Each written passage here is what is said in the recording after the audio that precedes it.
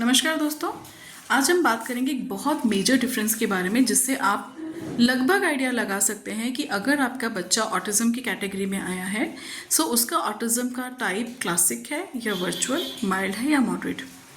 अगर आपके बच्चे के पास आवाज़ है, अगर उसके पास साउंड्स हैं और आपको तब पता चलता है कि बच्चे की कैटेगरी ऑटिज्म पर है और आप उसके साथ इंटरवेंशन शुरू करते हैं, चाहे घर पे करें चाहे थेरेपिस्ट के पास ले जाएं। वर्चुअल ऑटिज्म के बच्चे बहुत जल्दी लैंग्वेज कवर अप करते हैं, वो शब्द जल्दी पकड़ते हैं, भले ही वो वर्ड्स को रिपीट करना सीखें या टूटे फूटे शब्दों में अपनी बात बोलें, आवाज़ों से ऊपर वो शब्दों तक आते हैं। कई बार आप लोगों को लगता है, कई पेरेंट्स मुझे ऐसे कंप्लेन करते हैं कि हम बहुत पुश करते हैं पर हमारा बच्चा रोने लगता है, चीखने लगता है पर वो बोलना ही नहीं चाहता।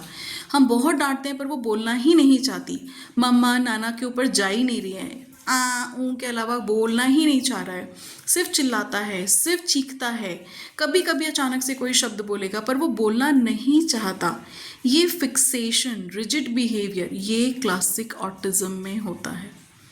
वर्चुअल ऑटिज्म में बच्चा चूंकि स्क्रीन के साथ उसने चीज़ों को सुना है, रिपीट किया है, तो जब आप उससे बात करना चाहेंगे तो वो लैंग्वेज को रिपीट करेगा, रिसीव करेगा, प्रोसेस करेगा और अप्रोप्रिएट टाइम पर एक्सप्रेस भी करेगा। भले लैंग्वेज आने में टाइम लगे बट 3 से 6 महीने की थेरेपीज़ में बच्चे का लैंग्वेज कम से कम 30% डेवलप हो जाता है।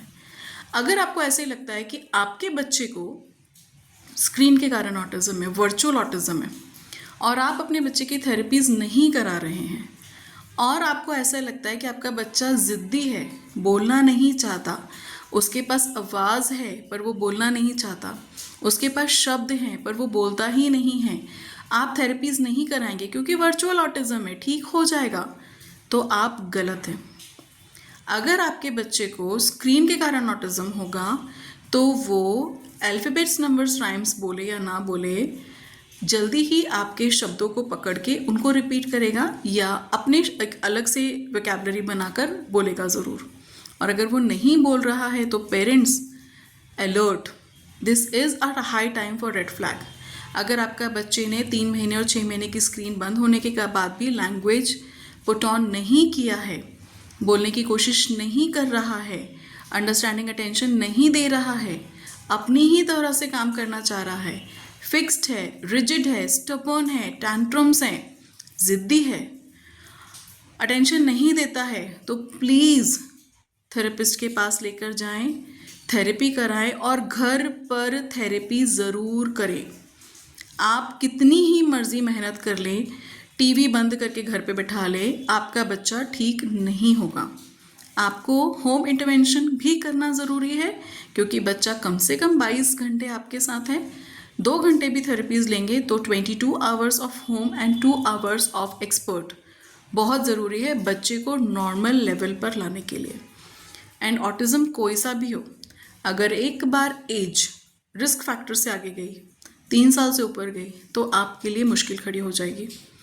बेहतर होगा कि बच्चा इस ज़िद, stubborn behaviour, non verbal attitude को, फिक्सेशन को अपनी आदत बनाए, अपनी हैबिट बनाए और उसके लिए फिक्स्ड हो जाए।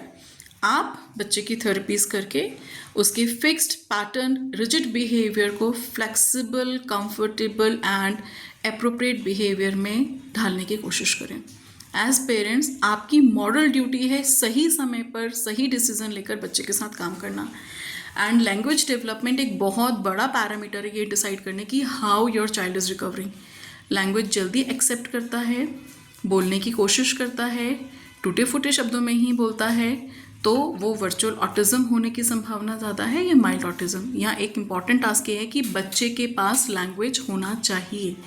अगर बच्चा डेफ है, बोल नहीं सकता, डम्ब है, म्यूट है, मूक आता है जिसको हम कहते हैं कि उसके पास लैंग्वेज ही नहीं, बच्चे को बोलने ही नहीं आता ना, अगर वो कैटेगरी होगी तो हमारे पास वो एक अलग डिसऑर्डर है ना, वो ऑटिज्म के लेवल पे ही नहीं आएगा, वो बच्चा तभी बोल ही नहीं सकता, उसके पास आवाज़ ही नहीं, उसके पास ज़बान ही नहीं है, ठीक है।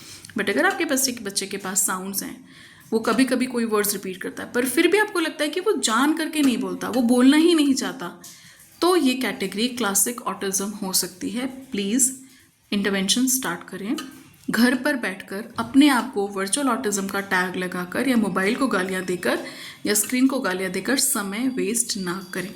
ये सबसे बड़ी समझदारी होगी, सही समय पर काम करना। So if your child is not trying to speak and still you are at home wasting time thinking that screen का असर है, ख़त्म होगा तो मेरा बच्चा भी ठीक होगा, तो आप ये गलत कर रहे हैं। ठीक है, रिजिड फिक्स्ड स्टबर्न बिहेवियर को पहचानिए और सही समय पर काम शुरू कीजिए। That will help you. So parents, stay safe, happy parenting.